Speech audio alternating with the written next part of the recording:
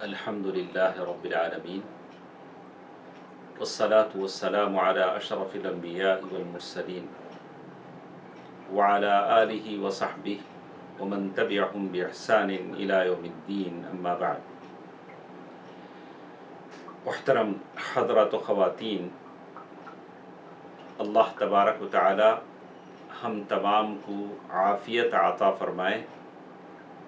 ईमान के बाद सबसे बड़ी नेमत अल्लाह तबारक व तआला की आफ़ियत है। अल्लाह के नबी सल्लल्लाहु अलैहि वसल्लम बकथरत अल्लाह ताला से आफ़ियत मांगा करते थे। मैं और आप अल्लाह तबारक व तआला से आफ़ियत तलब करें। अल्लाह ताला हम तमाम को आफ़ियत अता फ़रमाए। हम लोग इमाम नववी रहमहुल्लाह की ये हदीसें हम पढ़ रहे हैं। 6वीं हदीस हमारे साथ है, हदीस नंबर 6 हमारे साथ है।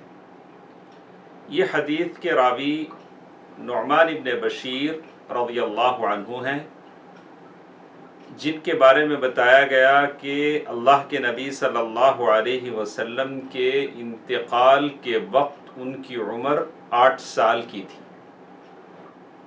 उन्होंने उन हदीसों को याद रखा और बाद में कौम को बताया, मिल्लत वो हदीसें हम तक पहुँची।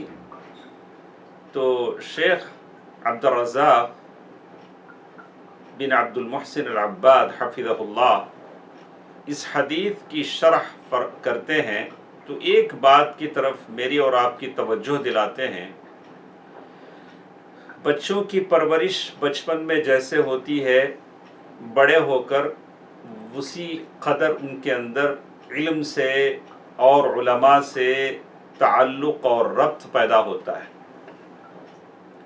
शेख अब्दुल रज़्ज़ाक़ बिन अब्दुल मुहसिन अल-अब्बाद हफ़िज़हुल्लाह ने खुद अपने बारे में कहा कि मैं अपने अब्बा के साथ, शेख अब्दुल मुहसिन के साथ मैं हरम जाता था, मस्जिद नबी जाता था और वहाँ दुरूस होते थे।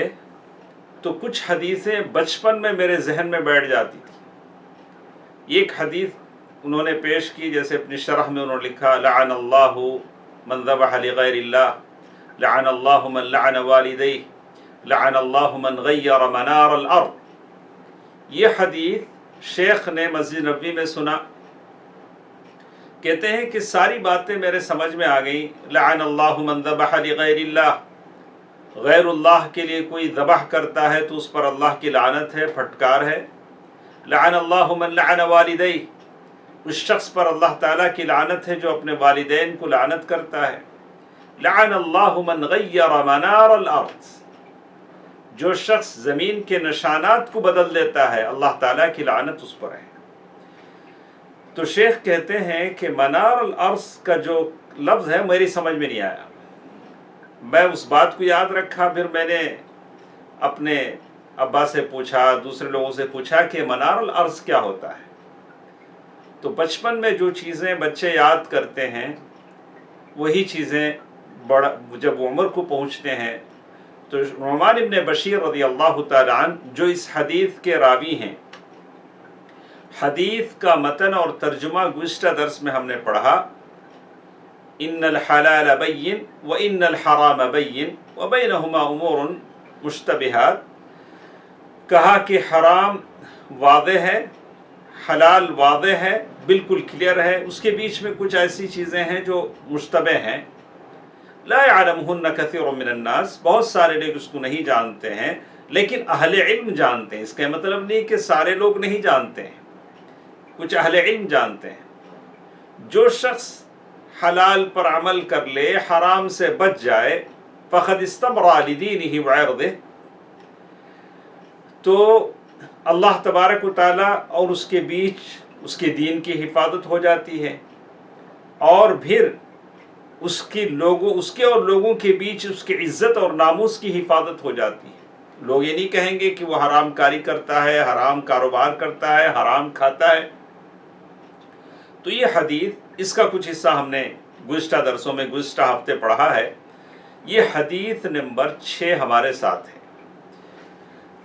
आगे हम आपको बताएंगे کہ یہ حدیث اس میں کیا کیا اہم باتیں ہمارے ساتھ ہیں۔ ایک چیز جو سب سے پہلے اس میں بتائی گئی ہے، جس کو آخری بات جو ہمارے ساتھ جو تھی، کہا کہ جو شخص حرام سے شبہ کی چیزوں سے بچ جاتا ہے، وہ دونوں چیزیں اس کی یہ ہو جاتی ہیں، دین بچ جاتا ہے، عزت بچ جاتی ہے۔ وَمَنْ وَقَعَ فِي الشُّبَهَاتِ وَقَعَ فِي الْحَرَامِ، جو شخص شبہ کی چیزوں میں پڑ جاتا ہے، حرام میں پڑ جاتا ہے۔ اللہ اکبر، شبہ کی چیزیں بہت سارے ہیں، بہت ساری چیزیں ہیں جو آج کل آپ کے اور میرے سمجھ میں نہیں آتی۔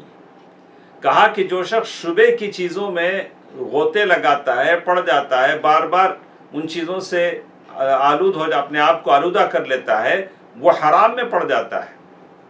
تو اس کا کیا مطلب ہے، یہی بات پر ہم نے گزشتہ درس کو ختم کیا تھا۔ شیخ ابن عثیمین رحمہ اللہ کی شرح میرے سامنے ہے، اسی کو میں آپ کو اردو میں بیان کر رہا ہوں۔ میں اپنے طرف سے یا کوئی اتنا صاحب علم نہیں ہوں کہ میں آپ کو اپنے طرف سے اس حدیث کی شرح کروں۔ جو کچھ مشائخ نے لکھا ہے، جب میں درس میں آتا ہوں تو اس کے جو دو شروحات ہیں، شیخ عبدالرزاق بن عبد المحسن بدر العباد کی شرح ہے، شیخ عبدالعزیز آل الشیخ کی شرح ہے، شیخ ابن عثیمین کی شرح ہے، اور شیخ فوزان، اور اسی طرح شیخ امان الجامی اور عطیہ سالم، یہ سارے ایسے کبار علماء ہیں، اللہ تبارک و تعالی جو جا چکے ہیں ان کی مغفرت فرمائے، جو زندہ ہیں اللہ تعالیٰ ان کی حفاظت فرمائے۔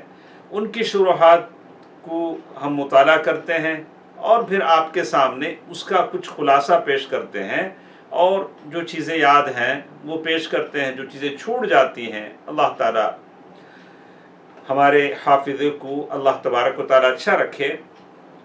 تو یہاں شیخ ابن عثیمین رحمہ اللہ نے اس کا کیا مطلب ہے کہ شبہ کی چیزوں میں پڑنے والا حرام میں پڑ جاتا ہے، اس کا کیا مطلب ہے؟ شیخ نے کہا ان ممارست المتشبہات حرام، یعنی شبہ والی چیزوں میں پڑنا حرام ہے، چاہے معاملات میں ہو، چاہے عبادات میں ہو۔ بہت سارے ایسی چیزیں ہیں، بٹ کوائن کا دھندا ہے، کاروبار ہے، یا بہت سارے ایسے کاروبار ہیں جو حلال ہے حرام ہے نہیں معلوم ہے۔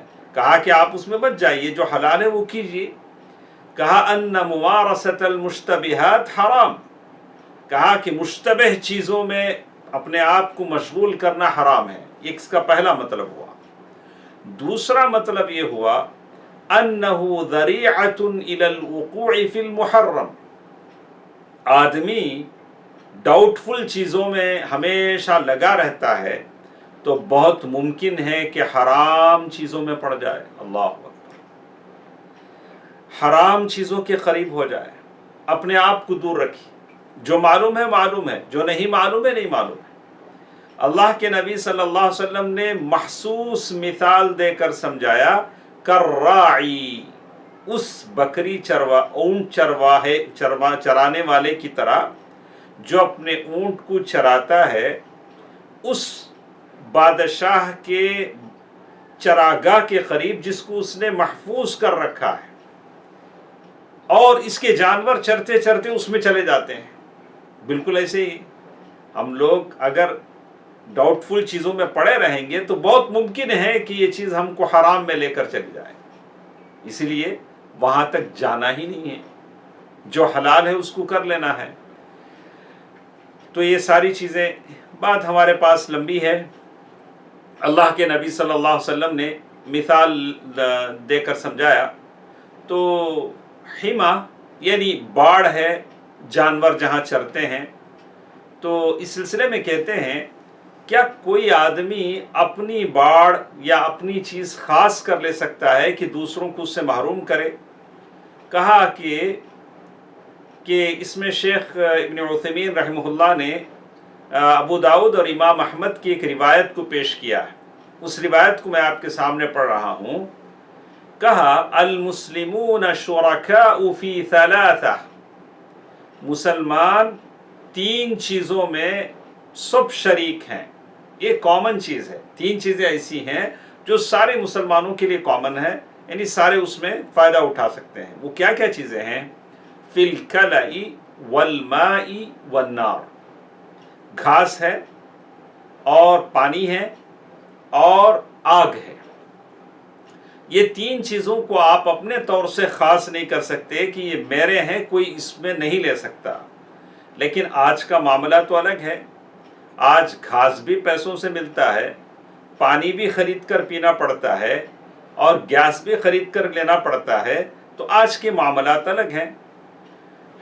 تو بہرحال ایک حدیث تھی جو شرح میں تھی، میں نے آپ کے سامنے بیان کر دیا، اور اس کے بعد اللہ کے نبی صلی اللہ علیہ وسلم نے ایک اور چیز ہمارے سامنے بیان کی، کہا الا وَإِنَّ فِي الْجَسَدِ مُضْغَةً، الا، اچھی طرح سن لو، دھیان سے سن لو، جسم میں ایک چھوٹا سا ٹکڑا ہے، مضغہ بالکل چھوٹا، نوالے کی طرح اتنا ٹکڑا ہے، اور وہ ٹکڑا کیا ہے؟ جیسے شیخ نے شرح میں کہا بقدر ما يمضغه الانسان عند الاكل وهي بمقدار الشيء الصغير، یعنی چھوٹا سا ایک ٹکڑا ہے، وہ آپ کا اور میرا دل ہے۔ بہت شور سنتے تھے پہلو میں دل کا، جو چیرا تو قطرے خون نہ نکلا۔ کہا کہ ایک چھوٹا سا دل ہے، اذا صلحت صلح الجسد كله وَإِذَا فَسَدَتْ فَسَدَ الْجَسَدُ كُلُّهُ أَلَا وَهِيَ الْقَلْبُ، اگر وہ چھوٹا سا ٹکڑا اچھا رہتا ہے تو سارا جسم اچھا ہے، اگر وہ چھوٹا سا ٹکڑا بگڑ جاتا ہے تو سارا جسم بگڑ جاتا ہے۔ اللہ اکبر۔ تو سارا جسم بنانے کی تو میں بہت فکر کرتا ہوں، بہت مجھے شوق ہے کہ میرا جسم اچھا ہو، اٹھتا ہے، بیٹھتا ہے، آدمی ادھر سے ادھر ہوتا ہے، لیکن اس چھوٹے سے ٹکڑے کو اچھا بنانے کے لیے آدمی کیا کرتا ہے؟ کتنا کینہ ہے، بغض ہے، حسد ہے، عداوت ہے، نفرتیں ہیں، دشمنیاں ہیں، جو اپنے چھوٹے سے ٹکڑے میں ہم جمائے ہوئے ہیں، اور کتنی وہ محبتیں ہیں۔ ابن قیم رحمہ اللہ نے کہا کہ مومن کے دل میں دو چیزیں جمع نہیں ہو سکتی، ایک دنیا کی محبت اور ایک اللہ کی محبت۔ دنیا کی محبت اتنی نہیں کہ اللہ کی محبت گھٹ جائے، وَلَا تَنْسَ نَصِيبَكَ مِنَ الدُّنْيَا، دنیا سے آپ لے سکتے ہیں کس قدر، جس قدر میری اور آپ کی دنیا گزر جائے۔ آج لاک ڈاؤن کے زمانے میں ہم دیکھ رہے ہیں، کرونا وائرس، اللہ تعالیٰ ہر ایک کو اس سے عافیت میں رکھے، لوگ تڑپ رہے ہیں کہ بھائی اتنے پیسے لے لو، ہمارے بیمار کو کوئی بیڈ مہیا کر دو۔ پیسے ہیں لیکن علاج نہیں ہے، ہسپتال خالی نہیں ہے۔ اللہ تبارک و تعالیٰ کا تقرب حاصل کرنے کی کوشش کریں۔ فَمَتَى دل جب اچھا ہو جاتا ہے، جسم اچھا ہو جاتا ہے، دل جب بگڑ جاتا ہے تو جسم بگڑ جاتا ہے۔ تو اسی طرح شیخ آگے چل کر لکھتے ہیں، شیخ ابن عثیمین رحمہ اللہ کی شرح ہم پڑھ رہے ہیں، اور پھر شیخ نے آخر میں ایک بات کہی، کہا وَهَذَا الْحَدِيث فِي الْحَقِيقَةِ حَدِيثٌ عَظِيمٌ، یہ حدیث امام نووی کی حدیث نمبر 6 بہت عظیم حدیث ہے، بہت بڑی، بہت اہم حدیث ہے، بہت اہمیت والی حدیث ہے۔ لو تکلم الانسان عنہ لبلغ صفحات کثیرہ، اگر آدمی اس پر بولتے جائے تو کتنے صفحے ختم ہو جائیں، لیکن شیخ نے کہا کہ ہم اس کے فائدے آپ کو بیان کر دیتے ہیں۔ اس کے فائدے سنیں کہ اس حدیث میں کیا کیا فائدے بیان ہوئے ہیں۔ حدیث نمبر 6 اگر آپ ہمارے ساتھ پڑھ رہے ہیں، سن رہے ہیں، تو آپ کے موبائل میں حدیث آ جائے گی نعمان ابن بشیر رضی اللہ تعالیٰ عنہ کی۔ اس حدیث کو ایک بار پڑھ لیجئے، آپ کی سمجھ میں اور بھی اچھا آئے گا۔ شیخ لکھتے ہیں فوائد هذا الحدیث، اس حدیث سے کیا فائدے ہمارے سمجھ میں آتے ہیں۔ ان الاشیاء تنقسم الى ثلاثة اقسام، کہتے ہیں کہ چیزیں، تمام چیزوں کی 3 قسم ہوتی ہیں، حلال بین وحرام بین ومشتبہ۔ ایک کلیئر حلال چیزیں ہیں، دوسرے حرام چیزیں ہیں، تیسرے ڈاؤٹ فل چیزیں ہیں، جیسے لافل، ان لافل اور ایک ڈاؤٹ فل، 3 چیزیں الگ الگ ہیں۔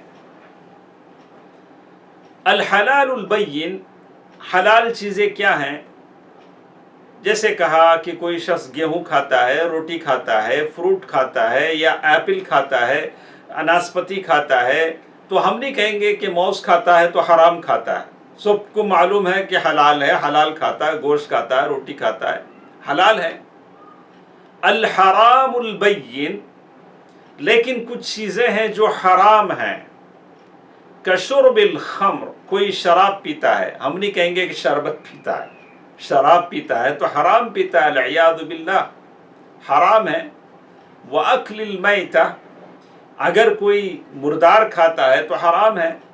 والخنزیر، اگر کوئی خنزیر کا گوشت کھاتا ہے تو وہ حرام ہے۔ فَهَذَا حُكْمُهُ ظَاهِرٌ مَعْرُوف، اس کا حکم ظاہر ہے، معروف ہے کہ یہ حرام ہے۔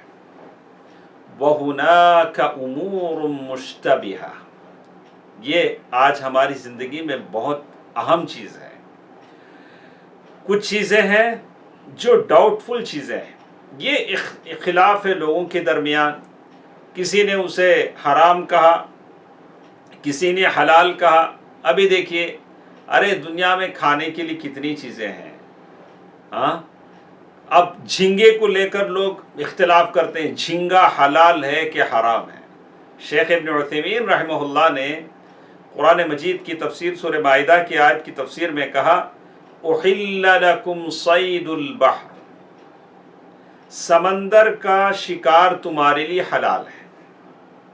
اور بعض آیتوں میں کہا کہ جو بھی اس سے نکلتا ہے وہ آپ کا حلال ہے، آپ کھا سکتے ہیں۔ تو بہت ساری چیزیں ہیں، بعض علماء کہا کہ حلال ہے، بعض نے حرام کہا، بعض نے مکروہ کہا، الگ الگ، اس میں الگ الگ لوگوں کی رائے ہوتی ہے۔ جیسے شیخ لکھتے ہیں، فَمِنْهُمْ مَنْ يُحَرِّمُ، کوئی اس کو حرام، مشتبہ چیزوں کو کوئی حرام قرار دیتا ہے، کوئی حلال قرار کر دیتا ہے۔ وَمِنْهُمْ مَنْ يَتَوَقَّفُ، کوئی توقف اختیار کرتا ہے، توقف کے معنی اسٹاپ، میں کچھ نہیں بولوں گا اس میں، اور کچھ تفصیل بیان کرتا ہے، تفصیل بیان کرتا ہے۔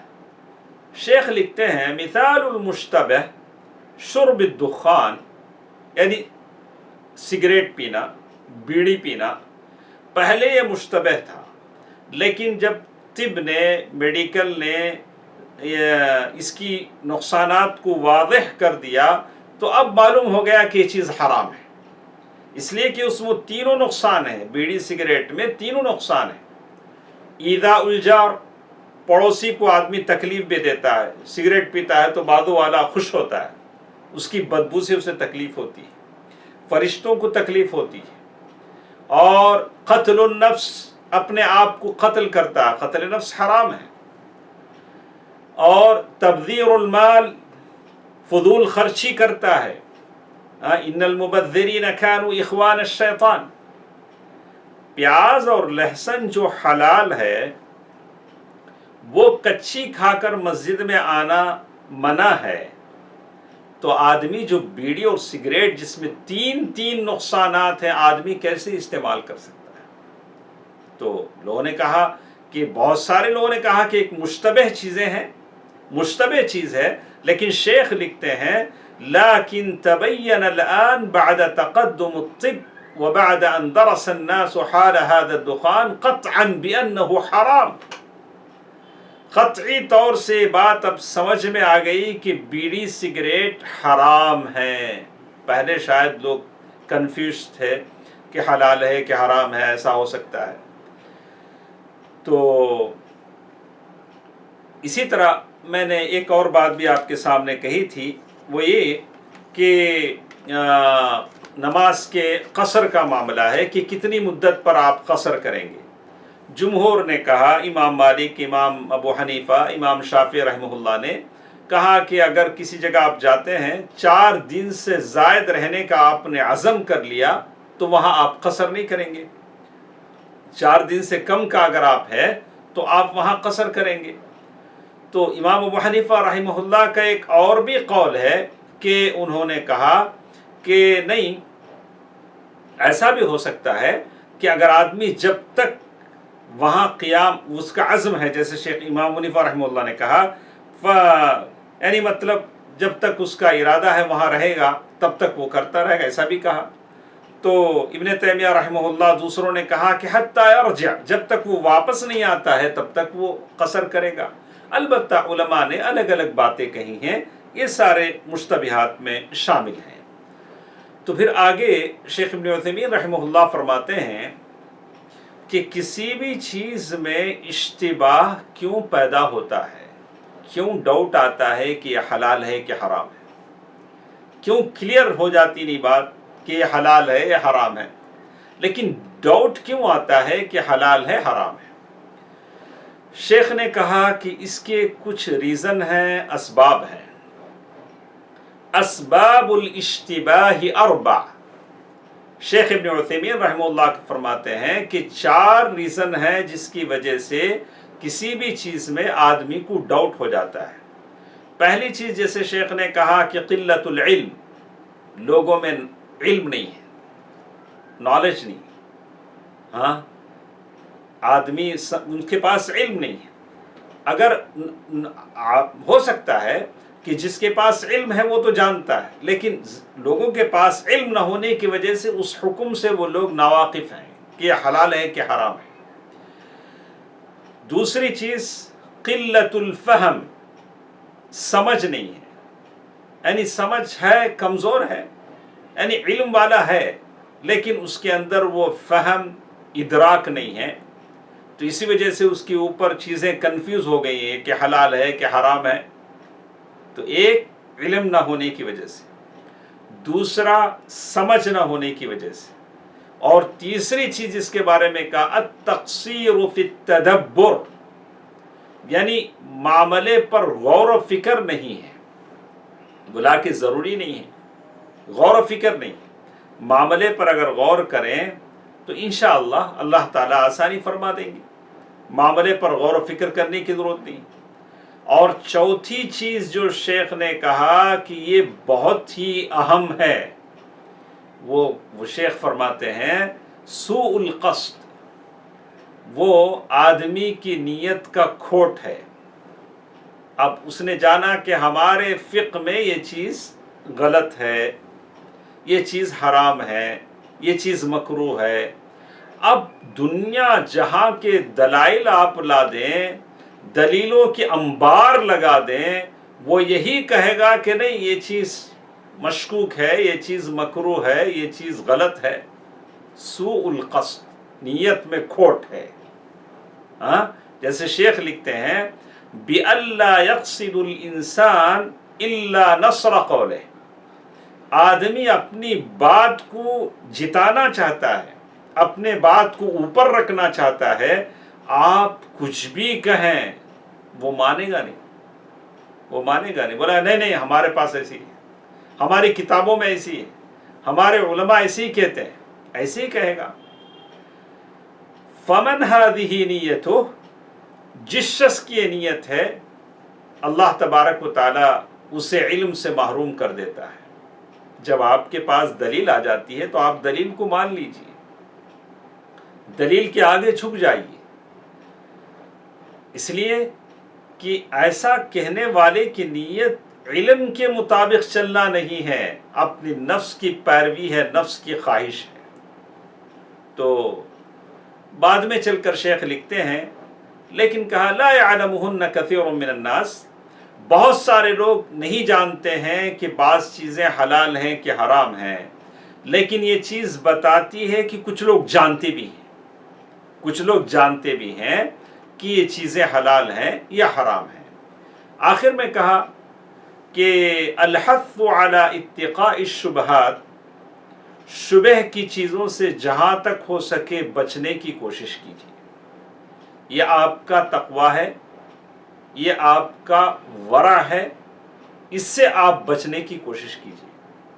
صبح ہم لوگ شیخ خالد السبت کی کتاب ہم پڑھتے ہیں اعمال القلوب، اس میں ہم نے سلف میں سے ایک کا واقعہ پڑھا کہ وہ کسی دکان میں کپڑا لینے کے لیے گئے، کوئی چیز لینے کے لیے گئے، تو دکاندار نے پہچان لیا، پہچان کر اپنے نوکروں سے کہا کہ ارے دیکھ شیخ آئے ہیں، ذرا اچھا کپڑا بتانا، یہ ہمارے شیخ ہیں۔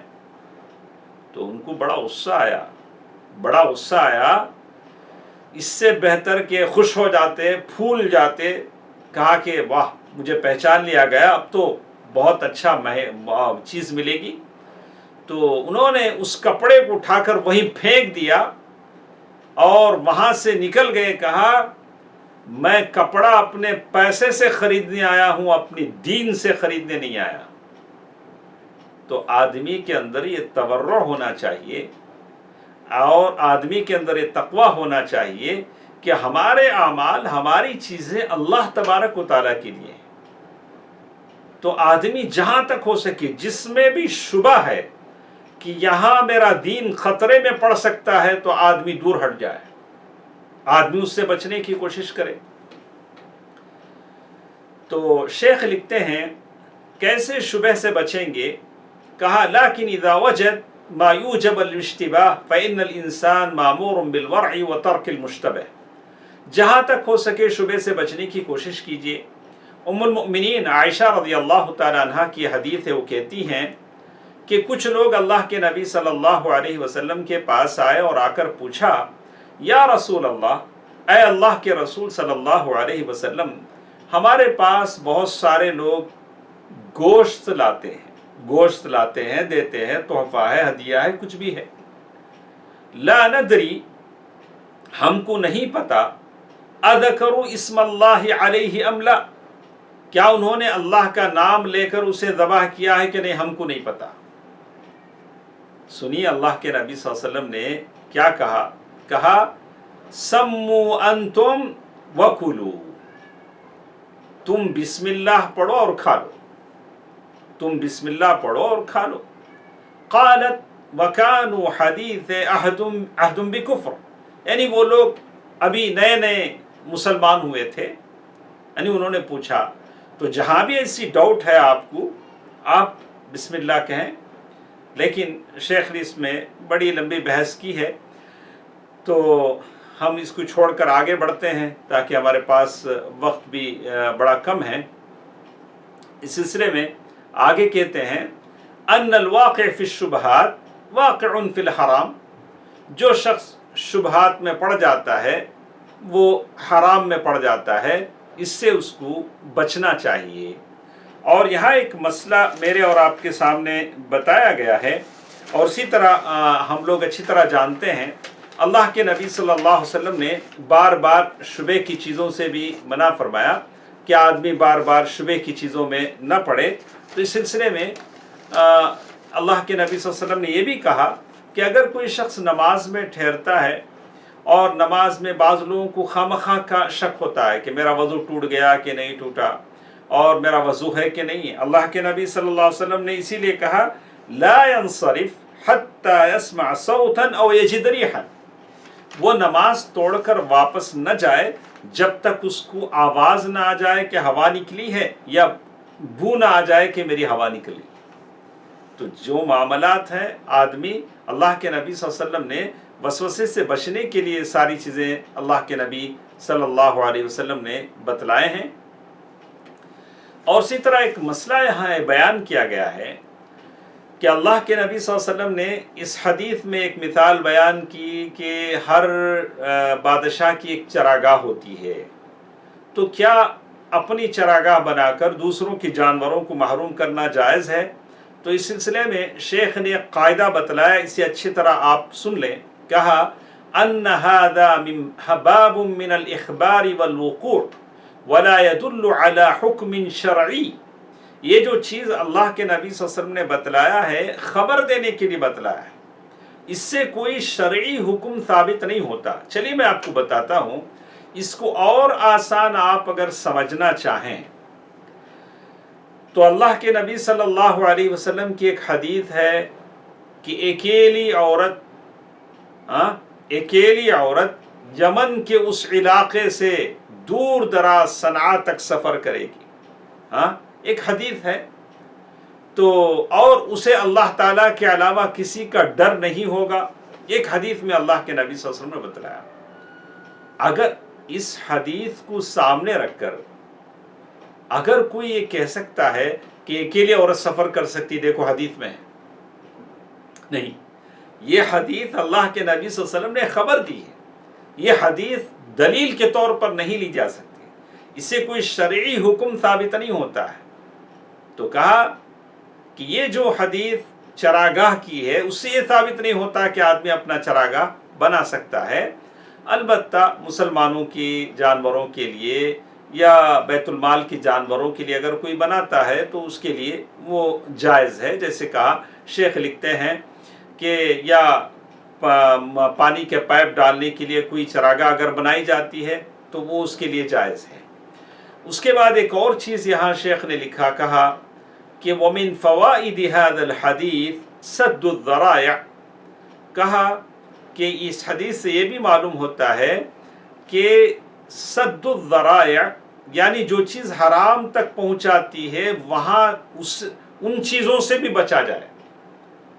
یہ بہت بڑا معاملہ ہے جو آج کل کے زمانے میں ہے کہ بہت سارے ایسے چیزیں ہیں جو آج ہم دنیا میں دیکھ رہے ہیں کہ یہ چیزیں مجھے اور آپ کو حرام تک پہنچا دے سکتی. تو بہت اچھی بات ہے کہ ہم ان چیزوں سے بچیں، جہاں تک اس کا یوز، اس کا استعمال اچھے کام میں ہو سکتا ہے کر لیں. اگر وہ ہم کو غلط چیزوں میں لے جانے کا امکان ہے تو اس سے بچ جانے کی کوشش کریں. یہ بہت اچھی چیز ہے، جیسے اس حدیث سے ہمارے سمجھ میں آتی ہے. اسی طرح آخر میں ایک اور چیز بھی بتائی گئی کہ جیسے اس حدیث کا آخری ٹکڑا ہے کہ ان المدار فی الصلاح والفساد علی القلب. آدمی کی بگڑنے اور سدھرنے کا دار و مدار دل پر ہے. دل کو اچھا بنانے کی کوشش کریں، اور دل جب اچھا ہو جاتا ہے تو آدمی کا جسم بھی اچھا ہو جاتا ہے، اس کے حرکات و سکنات اچھے ہو جاتے ہیں، جس کو قلب سلیم کہا گیا ہے. قلب سلیم الا من اتى اللہ بقلب سلیم. اسی لیے کہتے ہیں فتش قلبک، آپ اپنے دل کو ذرا ٹٹول کر دیکھیے کہ آپ کے سینے میں جو دل ہے وہ کون سا دل ہے. قلب مریض بیمار دل ہے یا صحت مند دل ہے، قلب سلیم ہے. علماء نے الگ الگ قسمیں بتائی ہیں.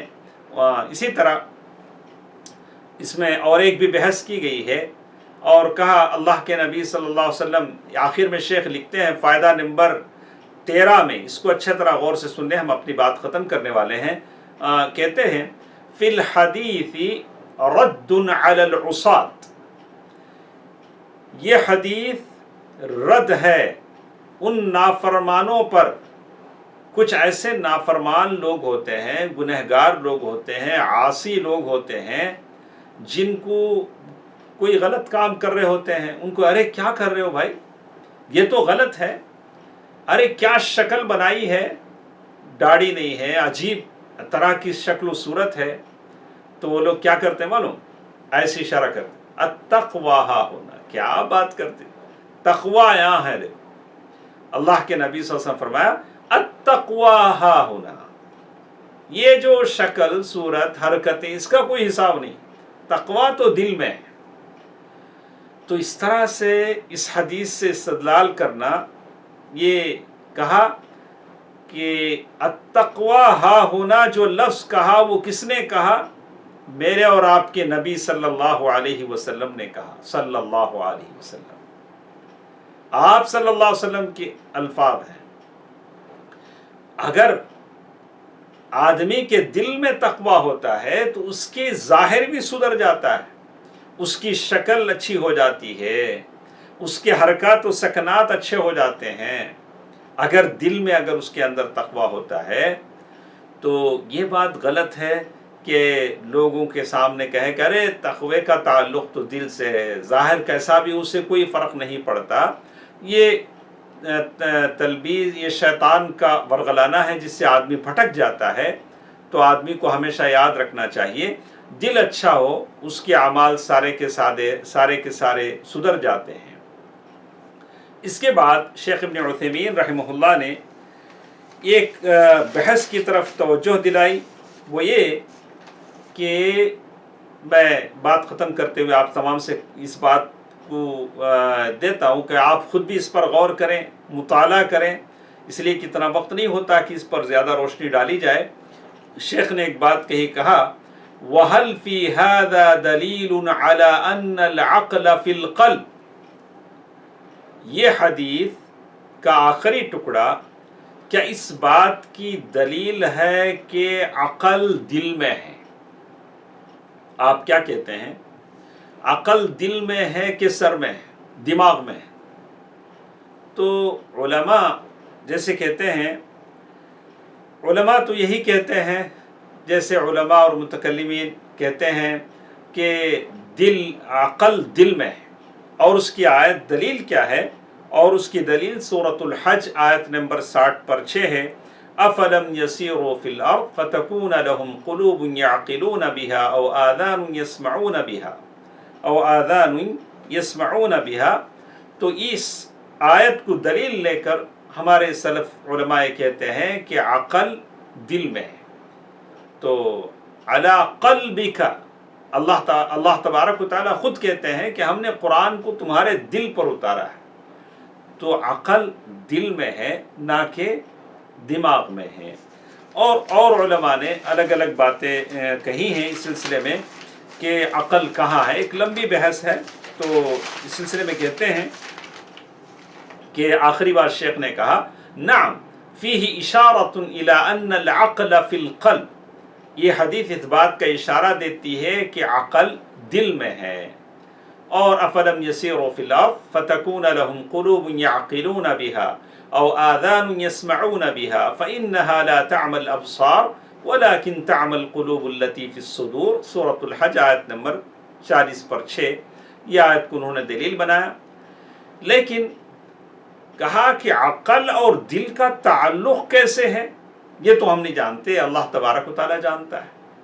اب بعض لوگوں نے کہا کہ چلو ہم مان لیتے ہیں، جیسے شیخ نے آخر میں ایک لفظ لکھا کہ اَيَكُونُ فَلَا يَرُدُّ عَلَيْنَا لَوْ رُكِّبَ قَلْبٌ كَافِرٌ بِرَجُلٍ مُسْلِمٍ، یعنی اگر کسی کافر کا دل مسلمان کو ڈال دیا جائے، ایسا ہوتا ہے، تو کیا وہ اس کا ایمان بدل جائے گا؟ تو شیخ نے کہا اَيَكُونَ هَذَا الْمُسْلِمْ كَافِرًا أَوْ لَا، کیا وہ مسلمان کافر ہو جائے گا؟ تو کہا کہ نہیں، یہ ہم کو نہیں پتا، ہم اس آیت کی روشنی میں یہ کہتے ہیں کہ یہ بات تو ہماری سمجھ میں آتی ہے۔ اب یہ سارے مسائل ہیں، اس میں جانے کی شیخ جیسے کہتے ہیں اسی پر ہم اکتفا کرتے ہیں۔ اللہ تبارک و تعالیٰ سے دعا ہے کہ اللہ تبارک و تعالیٰ ہمیں دین کی سمجھ عطا فرمائے، اللہ تبارک و تعالیٰ ہمیں توفیق دے کہ یہ 40 حدیثیں ہم پابندی کے ساتھ پڑھ سکیں۔